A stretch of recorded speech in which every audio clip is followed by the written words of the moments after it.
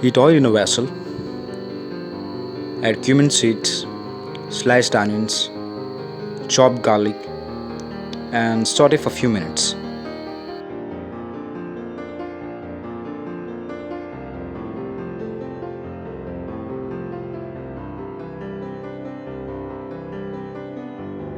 Once done, add the kokum, dried red chillies, salt, water, and give a quick stir.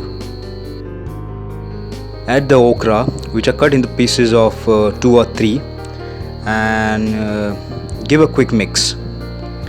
Then cover the lid and cook for a few minutes till the okras are cooked. Once it's cooked for a few minutes, take off the lid and just give a quick stir, and then cook it again for around 2 minutes till the color of the okra is changed.